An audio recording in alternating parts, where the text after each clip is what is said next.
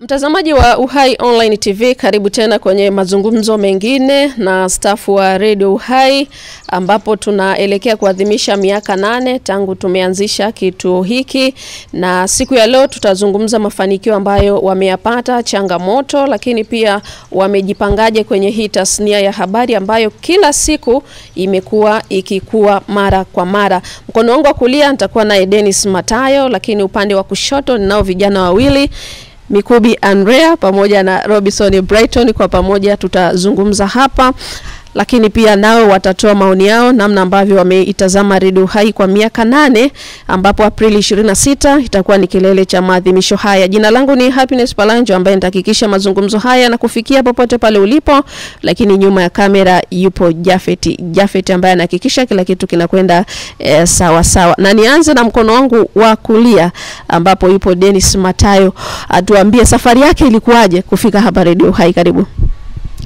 Yes, binafsi kama ambavyo kwanza umenitambulisha, naitwa Dennis Matayo. Hilo ndio jina langu, ama mzee wa sasa, kijana wa zamani.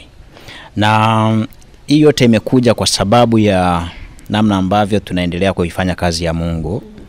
Na kwa sababu hiki kituo kipo, kwanza kabisa ni kituo ambacho kinatangaza utukufu wa Mungu, kwa maana kwamba ni kituo cha dini, sio kama zile vituo vingine vya redio ambavyo nakuta viko mchanganyo. Hiki kimebezi kwenye mlengo mzima wa Mungu. Kwa hiyo mimi niseme kwanza neno moja ambalo kwamba lililonifanya niweze kuapply mara hapa ili kuja kufanya hapa kazi. Kwanza ni kituo kiko katika mlengo ambao nilikuwa nautaka. Kwa sababu vituo vingi vilikuwepo ambao vilikuwa vina pengine nafasi zilikuwepo, lakini nilikuwa sijawahi kupata mawazo ama mafunuo kwamba niende kuomba kazi huko, kwa sababu niliona kama naenda kutoka kwenye misingi ambayo nilikuwa naiwaza. Tutarudi kwako baadaye, tuambie pia mzee wa sasa ilitokea wapi. Mikubi Andrea, nizungumze na wewe. Huu ni mwaka wangapi uko hapa Radio Uhai, na siku ya kwanza kufika hapa ilikuwaje? Asante kwa utambulisho huo, na kipekee kwanza ni mshukuru Mwenyezi Mungu kwa kupata fursa hii na nafasi hii pia kuweza kuzungumza vitu kama hivi. Huu ni ushuhuda ambao binafsi kwenye maisha yangu nasema Mungu asante, kwa sababu sikutegemea kama ingekuja kutokea bahati. Wako wengi sana ambao wanalilia nafasi kama hii kuipata, lakini mimi ni nani? Na shukrani zote namwachia Mwenyezi Mungu. Siku ya kwanza wakati nafika hapa, nilifika majira ya jioni baada ya kupigiwa simu na mkurugenzi wa kituo hichi Dr. Deusdedit Kanunu, akinihitaji kuonana naye. Na wakati huo mimi nilikuwepo jijini Mwanza. Baada ya kunipigia simu akahitaji kuonana na mimi, nikamwambia kesho nitakuwa nimefika hapo. Kwa hiyo jioni kesho yake, sasa baada ya kufika hapa, nilimkuta na mgeni pale nje karibu na jumba la walinzi. Alinipokea vizuri, tukazungumza kuhusiana na swala la kazi. Ni moja kati ya ndoto ambazo binafsi nilikuwa nikiomba Mwenyezi Mungu nije nifanye kazi katika taasisi ya dini, ama taasisi ambayo inamwabudu na kumtukuza Mwenyezi Mungu. Kwa maana ukiangalia ulimwengu na dunia sasa, vijana wengi wamepotoka. Sasa kutokana na mazingira ambayo mimi nimelelewa na kukulia, ni mazingira ya kiroho, kwa maana wazazi wangu wapo katika ndoa ambao ni ndoa takatifu. Sasa mimi kama mtoto ambaye nimezaliwa katika mazingira yale ama familia ile, na mimi pia nililelewa katika mazingira ya kiroho. Kwa hiyo nilihitaji maisha yangu yote ya ukue katika njia ya kimungu, ili nisije kuacha mafundisho ya kimungu, ili hata kizazi changu pia kirithi mazingira ambayo kama mzazi nimekulia na kulelewa. Kwa hiyo namshukuru Mwenyezi Mungu. Siku ya kuanza kazi kabisa, nilianza kazi tarehe 1 mwezi wa 4 mwaka 2019. Takriban miaka 6 sasa niko hapa. Kwa unaweza kaona sasa naelekea kwenye ukongwe wa kutumikia kituo hichi tangu kuanza, na miaka 2 tu nyuma ambayo ilitangulia. Kwa hiyo namshukuru Mwenyezi Mungu mpaka hii leo nimekuwa kiroho, nimejenga ukaribu na watu wengi sana ambao wamenipitisha katika njia ile ambao nilikuwa nikihitaji. Chachu ama future ambao nilikuwa nikitaraji kwenye maisha yangu, sasa naona kama ndoto imetimia kuwepo hapa na kuendelea kumtumikia Mwenyezi Mungu kwa njia mbalimbali, kuhabarisha, kuelimisha na kuburudisha kupitia njia ya uimbaji wa nyimbo za Injili. Si kwangu tu, bali kwa neema ya Mungu. Robinson, huu ni mwaka wa 4 sasa unatafuta tangu umefika kwenye kituo hiki cha Radio Uhai. Kipi ambacho unakumbuka kwenye safari yako? Nashukuru sana kwanza kupata fursa hii kuwa miongoni mwa ambao siku ya leo nazungumza, hasa kuwepo hapa na mafanikio ambayo tumeyapata. Mimi kwanza niseme nilikuwa sijawahi kufika Tabora. Hii yote ni neema ya Mungu pamoja na kazi na tasnia hii ambayo imenifikisha hapa. Wanasema kwamba mtoto wa nyoka ni nyoka. Mimi ni zao la mtoto wa mchungaji Robinson Brighton, kijana wa Brighton. Baada ya kupata neema hiyo nikaongezea asiyekuwa na mambo mengi. Mimi kwa mara ya kwanza kufika hapa ni neema kubwa sana, kwa sababu tumefanya interview kwenye vituo mbalimbali vya redio, tumepelekwa katika maeneo mbalimbali, lakini mwisho wa siku majibu hayarudi. Mimi nilivyofika hapa nilipokelewa kama mtoto wa nyumbani, na jambo kubwa sijawahi kuona kituo cha redio mtu akienda akiwa mpya wakampa hata jina kwamba huyo ndo mtoto wetu wa mwisho wa redio. Ingawa kwa sasa na mimi nimekuwa, kuna watoto wengine wapi ambao wamepatikana. Niseme kiufupi safari yangu ya kufika Radio Uhai ni neema pia na hiyo. Niseme kiufupi safari yangu ya kufika hapa Radio Uhai ilikuwa nzuri na yenye shangwe, kwa sababu mimi nafika hapa ni kupitia watumishi wa Mungu. Baba yangu alizungumza na mchungaji Kanunu, akasema mimi mtoto wangu anatoa hiyo huduma, kwa hiyo hata kama kijana wako pia anaweza akafika hapa kama utani. Lakini nashukuru sana hata mama mkurugenzi namna ambavyo alivyosikia kwamba kijana wa mchungaji atakuwa miongoni wa wanastaff, akaliweka nguvu na mkurugenzi akanipokea kwa mikono miwili. Nilifika hapa sikuwa na ndugu, lakini sasa hivi nina ndugu, nina marafiki, nina familia kupitia Radio Uhai. Kwa hiyo niseme kwamba ni neema kubwa ambayo nimeipata hapa, lakini pia naendelea kuishi kwenye misingi ambayo nimetokea. Okay. Dennis Matayo, ulisema umekuja hapa Radio Uhai kwa sababu ndio redio ambayo ilikuwa ndani yako tofauti na redio nyingine.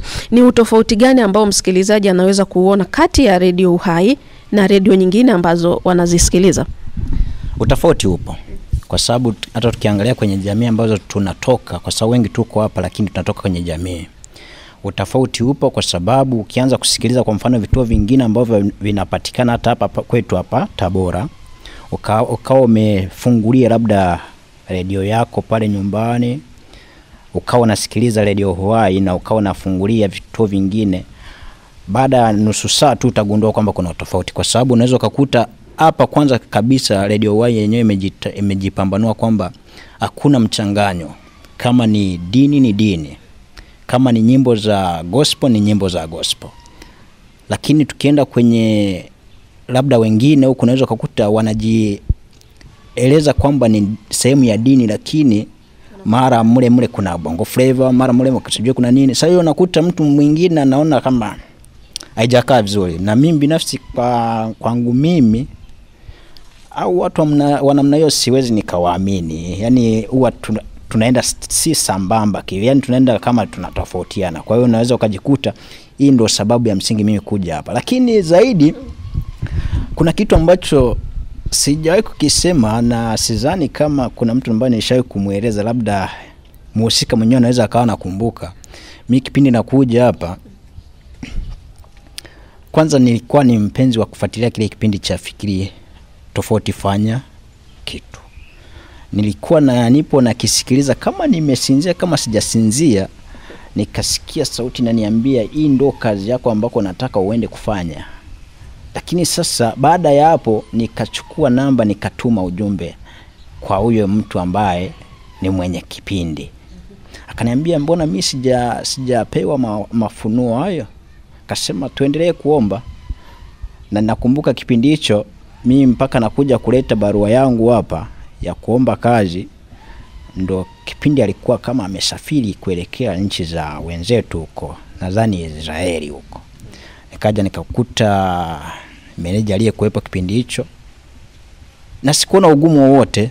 Baada hapo nashangaa kama vile ambavyo nilikuwa naonyeshwa, kila kitu kikaja kuwa hivyo. Nikashangaa vile vipindi ambavyo niliambiwa kwamba hivi vipindi napaswa utumike kupitia vipindi hivi na hivi kwa ajili ya utukufu wangu, ndio nikashangaa vile vipindi nakuja kupewa na vilikuwa viko chini ya wengine. Sasa sikujua nini zaidi ya hapo, lakini ambacho naweza nikakisema, kabla hujafanya jambo lolote tanguliza Mungu ili Mungu akupe njia.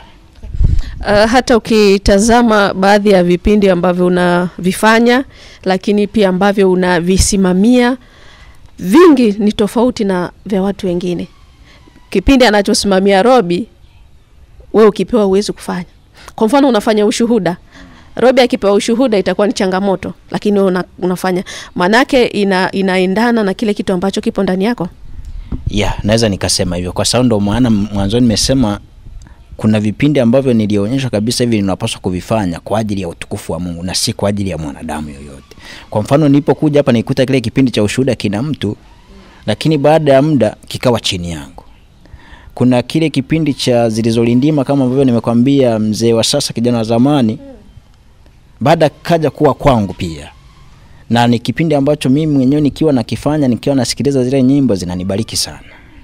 Kwa naona kabisa kwamba hapa kuna njia ya kumtumikia Mungu, pengine kwa kujua ama kutokujua. Na ndio tofauti ambao natazama katika wote ambao tumekaa hapa, ni yeye peke yake kavaa koti. Manake inaonyesha ni mzee wa sasa tofauti na sisi vijana. Mikubi Radio Uhai miaka 6 sasa umekaa. Tukitazama ni radio ya imani. Imani yako imekuwa kwa kiasi gani tangu umefika hapa? Imani yangu imekuwa kwa kiasi kikubwa, kwa maana ya kwamba kuna vitu ambavyo kwenye maisha yangu nilikuwa siamini kama vingekuja kutokea, lakini sasa naviona vinatokea. Kuna wakati napoteza kitu, lakini nikiomba kwa imani kile kitu kinarejeshwa kwenye mikono yangu. Kwa hiyo ni kwa jinsi gani ambavyo unaweza kaona Mungu anazidi kudhihirisha kile ambacho na kiomba kwa imani kinaweza katokea. Na nimwambie yule mtazamaji ambaye anafuatilia channel hii ya Uhai Online TV ni kwamba ukisari na kuomba kwa imani, jambo lolote linaweza katokea. Kikubwa usichanganye na usiombe kwa kulalamika, usiombe kwa huzuni, bali bubujika mbele za Mungu, na huyu Mungu hajawahi kumwacha mjane wala yatima. Anatenda kwa wakati, hachelewi wala hawahi. Kwa hiyo na mimi pia kiwango changu cha imani kimeinuka na kuongezeka kutokana na kwamba mazingira ambayo nimetokea na nilipo na ninapoishi ni mazingira ya kiroho. Kwa hiyo kufika hapa kwangu si kwa bahati mbaya, bali kwa kusudi la Mungu, na ilikuwa ni ndoto zangu, kwa sababu kitu hichi kimenikutanisha na watumishi wengi wa Mungu, kwa maana ya wachungaji, mapadri na wainjilisti, mashemas. Na si kwa sababu tumekutana tu kusalimiana, hapana, bali katika mafundisho na huduma ya kimungu. Kuna waimbaji wengi wa nyimbo za injili ambao nimekutana nao hapa. Sasa hivi tukikutana ni kama familia moja. Yaani wote tunazungumza lugha ya kimungu tu. Kwa hiyo ni kwa jinsi gani ambavyo unaweza kuona kwamba nikiinuka, nikikanyaga na kanyaga neno la Mungu. Kwa maana tayari tumepewa kibali cha kukanyaga nge na nyoka. Kwa hiyo hata sasa hivi mimi natembea kwa neema ya Mungu. Ushuhuda wangu ni kuambia kitu hapa, msikilizaji na mtazamaji pia ambaye unafuatilia mazungumzo haya. Kuna wakati niliugua nikiwa kwenye kipindi. Kwa hiyo nafikiri familia ya Radio Uhai ilikuwa ikiamini kwamba tayari huyu mtu hatuko naye tena. Lakini kwa neema ya Mungu nilipona, ndio maana mpaka na sasa hivi nazungumza. Imagine unafanya kitu kama sasa hivi nazungumza, alafu tukio wakati linatokea nilikuwa naendesha kipindi ghafla wakati nasoma SMS za wasikilizaji, ulimi ukawa mzito kuinuka. na sikujua sababu ni nini. Niling'ang'aniza lakini ikawa ni ngumu sana kuweza kutamka maneno. Yani kama ulishawahi kutembelea mazingira ya watoto yatima, kuna wale viziwi, vipofu na mabubu. Sasa mimi nilikuwa mithili ya bubu. Kwa hiyo mazingira kama yale yanilipa utata kwamba shida ni nini, kwamba ujue kwamba shetani wakati wote yupo kazini. Kwa hiyo kama yuko kazini, basi natakiwa na wewe usilale katika kusali na kuomba. Kwa hiyo nilifanywa maombi, lakini nikapata huduma ya kwanza, first aid. Kwa hiyo neema ya Mungu ikafunguka kwa ajili yangu, sauti yangu ikarejeshwa na ulimi ukarejea katika hali ya kawaida.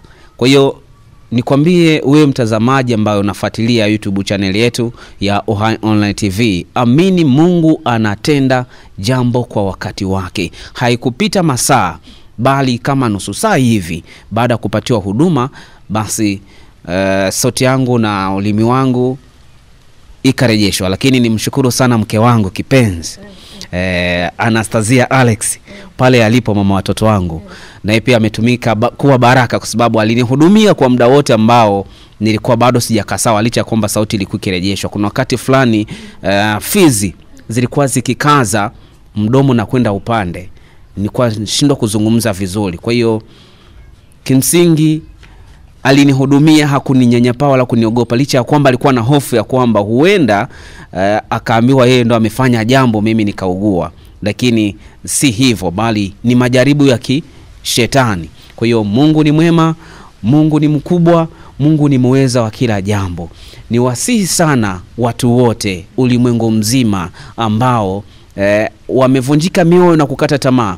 Mungu yupo kazini siku zote na shetani yuko kazini. Amini hawa ni watu ambao ni ndugu, wanafanya kazi ya ushindani. Kwa hiyo katika kazi zote za ushindani, amini kwamba kuna mtu mmoja taibuka kuwa mshindi na kidedea, ambaye ni Mungu Yesu Kristo.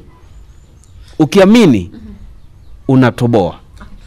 Mtazamaji wa Uhai Online TV, tunaendelea na mazungumzo na baadhi ya staff ambao wamekaa kwa kipindi kirefu ndani ya kituo hiki, tukiwa tunaelekea kuadhimisha miaka 8 ya kituo hiki tangu kimeanzishwa Aprili 26 mwaka 2017. Mpatie Robi Mike.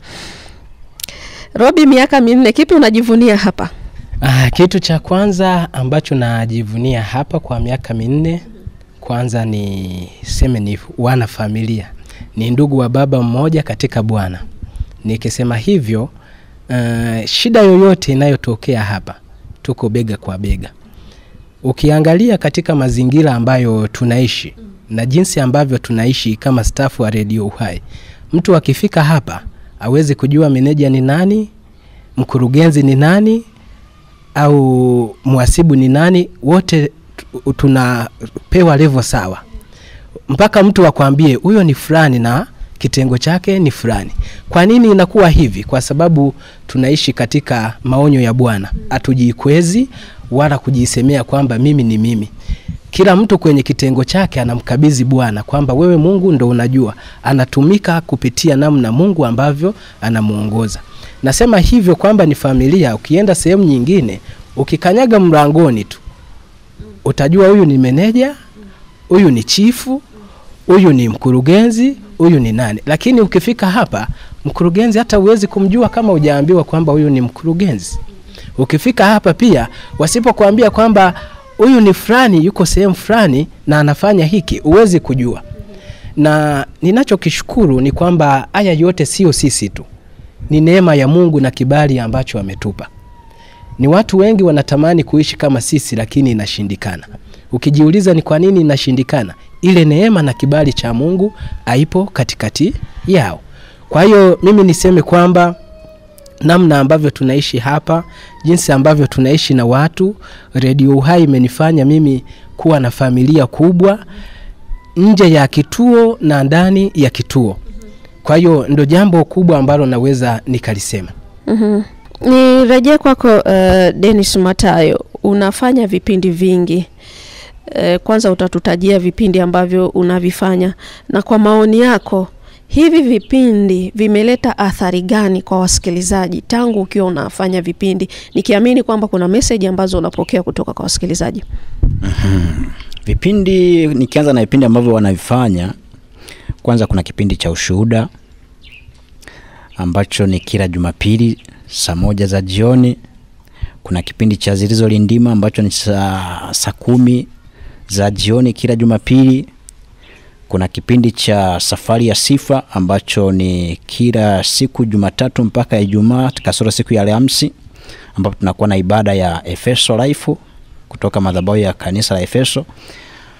Na katika hivyo vipindi vyote, niseme kila kipindi ambacho na kifanya kina matokeo chanya, kwa sababu unaweza ukakutana na SMS ama na ujumbe mfupi, ukiusoma unasema kumbe kuna kitu ambacho nakifanya japo mimi huenda sikioni kama nakifanya.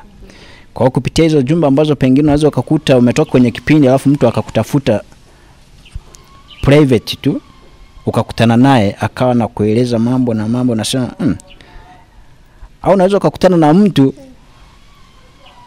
akimwambia mimi ndo fulani, anaanza hivi ndo wewe ambao ulikuwa unaongea kitu cha namna hii. Kwa hiyo inanijenga kwamba nikiwa hapa kuna kitu ambacho nakifanya na kuna matokeo makubwa kwenye jamii ambayo yanaonekana, kwa sababu hata ukiangalia kwenye kipindi cha ushuhuda kuna simu nyingi ambazo wanazipata, na kuna simu nyingi ambazo huwa wananipigia kuwataka wale ambao pengine walikuwa na changamoto ili waweze kusaidika na nini. Na kuna watu ambao walishawahi kunitafuta. Kuna ushuhuda mmoja ambao niliufanya wa binti mmoja hivi, alikuwa anapitia changamoto ya maisha magumu baada ya kuwa amempokea Yesu na familia yake ikawa haieleweki. Kuna watu walishawahi kunitafuta wakaniuliza na mawasiliano yake na walimsaidia kwa namna moja ama nyingine. Kwa hiyo naweza nikaona kwamba kupitia hivi vipindi ambavyo navifanya, jamii inanufaika na vinaleta matokeo ambayo unaweza usiyaone hapa, lakini uko mbele za Mungu yanaonekana. Nirudi kwako Robi, ni ugumu gani ambao umewahi kukutana nao sasa ukasema uhusiano wangu na Radio Uhai unakwenda ukingoni?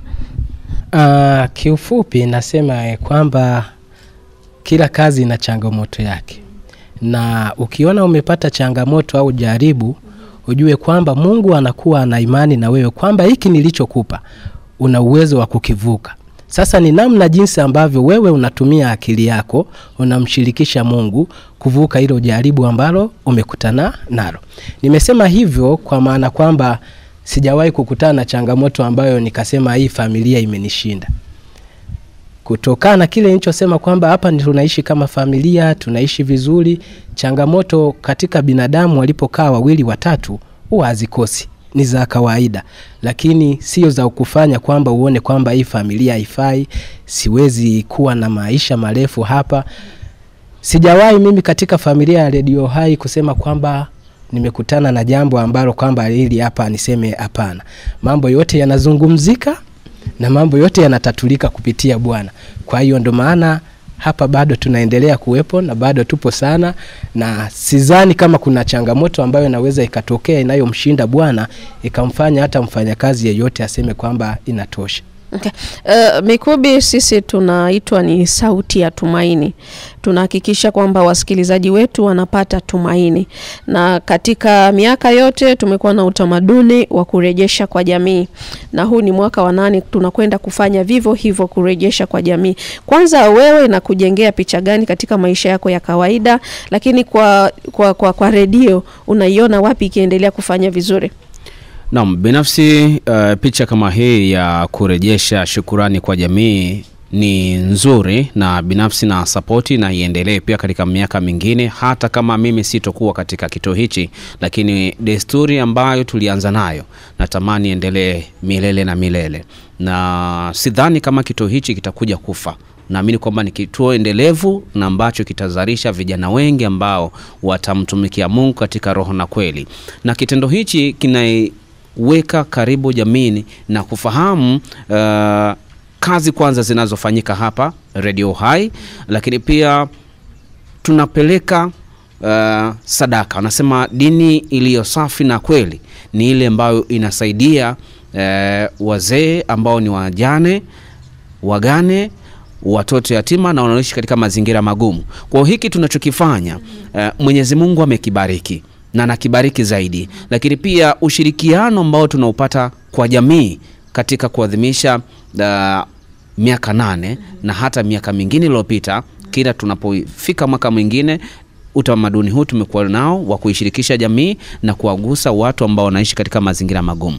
Mimi nitoe hongera sana kwa mbeba maono wa kituo hichi, kwa maana mkurugenzi wa kituo hichi pamoja na bodi nzima ya viongozi, kwa sababu maono waliokuwa nayo na wanaoendelea nayo ni makubwa sana, na ndoto zilizopo katika kituo hichi ni kubwa, na huko tunakoelekea kitakuwa kikubwa zaidi cha kimataifa. Achilia mbali na tunapofika sasa hivi masafa, na atafika mbali zaidi. Kwa wale ambao wanaona kama tunafanya kazi za utani, mchezo, kwa Mungu hakuna utani, kwa Mungu hakuna mchezo. Naamini kwamba ni moja kati ya vitu ambavyo jamii ya mkoa huu na jamii yote ambayo inatusikiliza kupitia mitandao yetu ya kijamii, YouTube channel Uhai Online TV, Facebook Uhai FM, lakini pia Instagram, mtandao wa X, lakini pia wale ambao wanatufuatilia kwa njia ya online, kwa wale ambao wana simu janja uko mkoa wote, nchi yoyote, unaweza kuingia App Store ama Play Store, ukadownload app yetu na ukatufuatilia vizuri kabisa, na matangazo yetu ukayapata mbashara bila chenga. Kwa mimi nikwambie kwamba Mwenyezi Mungu aliyetukuka na aliye hai anazidi kutenda kazi kwa watumishi wake. Mimi niseme kitu kimoja, ndugu mtangazaji, ni kwamba kazi hii ambayo tunaifanya ni kwa kusudi la Mungu, na tunaamini kwamba huko mbinguni kuna mahala Mwenyezi Mungu ametuandalia huko mbinguni. Kwa hiyo tusipozimia mioyo, hakika mbingu tutaiona. Lakini kikubwa ni kutenda yale yote ambayo Mwenyezi Mungu ametuitia hapa duniani. Hakuna aliyechukuliwa bila kutimiza kusudi la Mungu aliyomuitia hapa duniani, si kwa magonjwa, kwa ajali ama kwa jambo lolote. Mimi niseme kitu moja, tudumu katika sala na kuomba. Kituo hichi kimekuwa na faida kubwa kwa jamii ya mkoa huu na jamii ya mikoa mingine, kwa maana inapokea mafundisho ya kiroho mwanzo mwisho, kuanzia asubuhi mpaka jioni, masaa 24. Asubuhi sala, nyimbo za Injili, hakuna mchanganyo kama mzee wa zamani kijana wa sasa alivyozungumza. Kwa hiyo mchanganyo vitu vingine, nyimbo za dunia hazichangamani na sisi. Kwa sisi ni Injili mwanzo mwisho. Kwa hiyo neno la Mungu litatukuzwa na neno la Mungu litazidi kuwa hai siku zote. Mimi niwaambie wasikilizaji wote na watazamaji wa Uhai Online TV waendelee kufuatilia matangazo yetu vizuri kabisa bila wasiwasi, kwa maana Mungu aliye hai atatenda kwako na atatenda kwangu. Mimi kuwepo hapa si kwa sababu yangu na wala kusudi langu, bali kwa uwezo wa Mungu. Kwa hiyo naweza nikatoka hapo kaja wewe. Kwa hiyo ukija hapa, ifanye kazi uliyoitiwa na Mwenyezi Mungu, na ujue kusudi la wewe kuja hapa si kwa sababu unahitaji pesa, bali unahitaji kulitangaza neno la Mungu, ili mataifa yasiyoamini yaamini kwamba Yesu mwana wa Mungu aliye hai yupo kwa ajili ya kuwaokoa wale waliokata tamaa, kuvunjika mioyo, walio na shida, tabu na dhiki. Ndio maana wakati anakufa msalabani alisema, leteni mizigo yenu yote nami nitawapumzisha. Kwa naamini kwamba matatizo yako yote sio kwamba yalete Radio Uhai, bali yapeleke kwa Mungu. Mungu ndiye mtendaji wa kila jambo.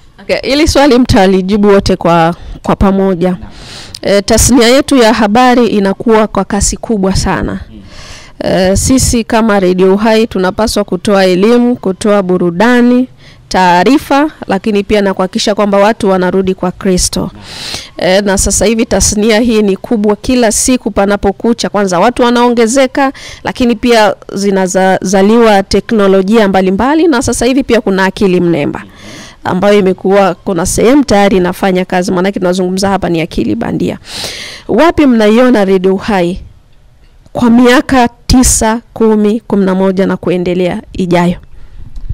Sasa nikalijibu kulingana na jinsi ambavyo ninaiona Radio Uhai, kwa sababu tukianza kuangalia Radio Uhai ni kama mwanzoni ambavyo nimesema, ni radio ambayo imejitofautisha.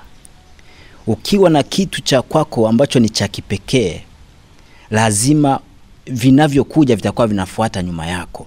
Lakini ukiwa ni kutafuta fulani kafanya hivi na upite kwenye njia yake, utakuwa unamtafuta fulani na sio wewe. Kwa ambacho nakiona kwenye Radio Uhai hii, kwa miaka ijayo itakuwa ni chombo cha kuigwa na wengine. Tofauti na ambavyo tungesema twende tukimbizane na wale kama ambavyo wanafanya, bali ina maana sisi tungekuwa tunaiga kule na tusingeweza kufikia target. Na ndio maana ninashukuru kwa nyakati hizi, hata kama ni kwenye vipindi tumeenda na mfumo wa kwetu, kama ni kwenye habari tuna mfumo wetu, kama ni chochote ambacho kinafanyika hapa, kila kitu tunaenda na sisi kwamba tunaenda na wale wanavyofanya.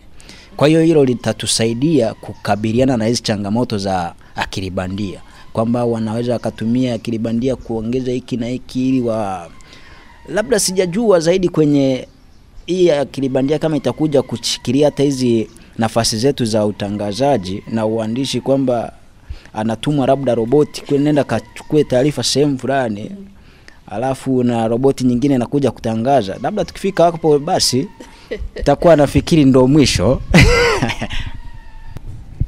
Kulingana na swali ambalo umeliuliza, kuna muimbaji aliimba kwamba mambo yote yatakwisha lakini neno litasimama. Kwa nini nimesema hivyo? Hapa inategemea msingi wako umeujenga wapi, umewekeza wapi. Kama umewekeza sehemu ambayo kimsingi itakuwa inaingiliana na vitu vingine, kweli teknolojia inakuja kasi, vitu vinabadilika, utapitwa, utakaa nyuma, watu watapita.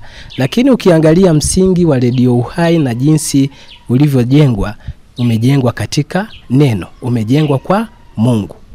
Sasa kitu kama ni cha Mungu akiwezi kikateketea kutokana na kitu kingine ambacho kimefanyaje, kimekuja. Kwa hiyo mimi kwa kusema hivyo niseme kwamba akiwezi kusema teknolojia zinazokuja, watu kubuni vitu tofauti, maroboti kufanya kazi kama binadamu, tumejenga katika msingi wa Mungu. Lakini pia niwaambie na wasikilizaji kwamba ukisoma katika kitabu cha Ayubu 22 na ule mstari wa 21, neno linasema kwamba mjue Mungu sana ili uwe na amani, ndivyo mema yatakavyokujia. Mema yanakujia kwa kufanyaje? Kwa kuamini. Lakini umejenga wapi msingi wa kumjua Mungu? Mimi naamini hiyo teknolojia haiwezi ikatuyumbisha. Kuna vitu kadhaa vinaweza vikabadilisha, lakini haiwezi ikaondoa ule msingi ambao umejengwa na Mungu, ambapo ni watu wanajifunza neno hapa, ni shule, ni darasa, Mungu yuko hapa, watu wanamuona, wanaokoka kupitia Radio Uhai. Sidhani kama kuna jambo ambalo linakuja kutetelesha. Vitu vitapita, mabadiliko yatapita, lakini neno litasimama.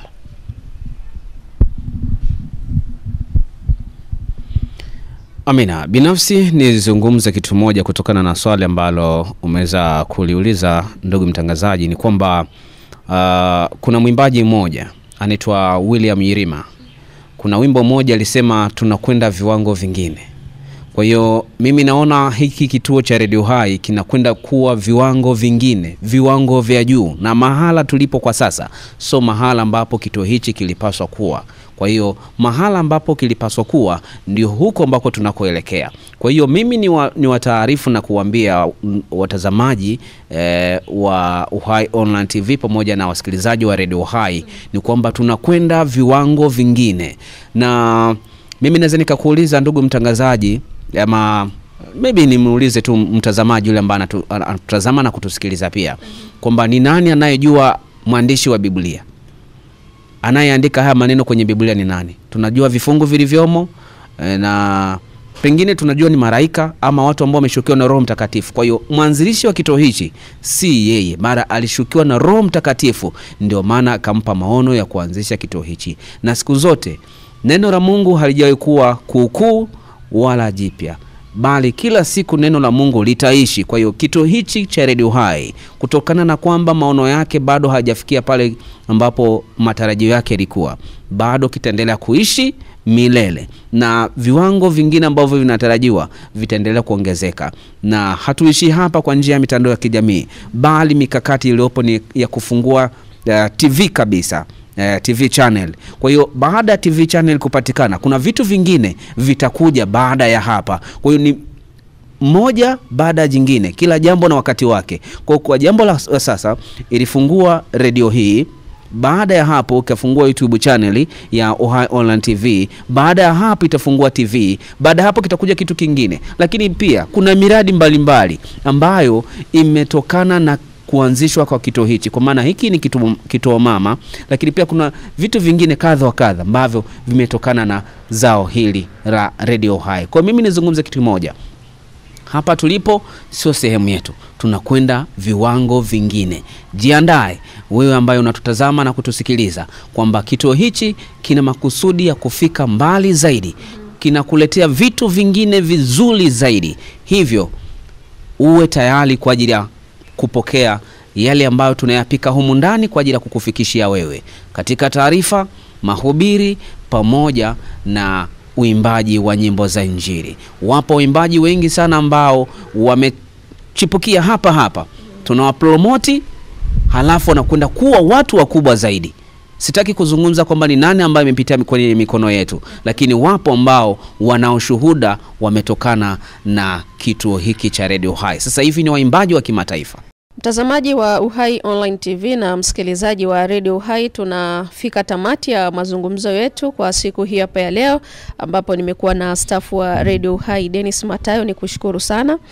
Lakini Mikubi Andrea, nawe nikushukuru sana kwa kushiriki, bila kumsahau Robinson Brighton, nawe nakushukuru sana kwa kushiriki mazungumzo haya. Mimi niseme Mungu awabariki na tuendelee kuchapa kazi katika miaka hii 8 ambayo tumepewa mpaka sasa na miaka mingine ijayo. Kwa niaba yao, mimi ni Happiness Palanja, nyuma ya kamera alikuwepo Jafet. Endelea kutazama Uhai Online TV kupitia akaunti yetu ya YouTube kwa jina la Uhai Online TV, lakini pia usiache kusikiliza Radio Uhai FM kwa masafa ya 94.1, lakini pia tufuatilie Instagram kwa jina la Uhai FM, kule utapata taarifa mbalimbali, pamoja na Facebook kwa jina la Radio Uhai. Mimi ni Happiness Palanja, bye.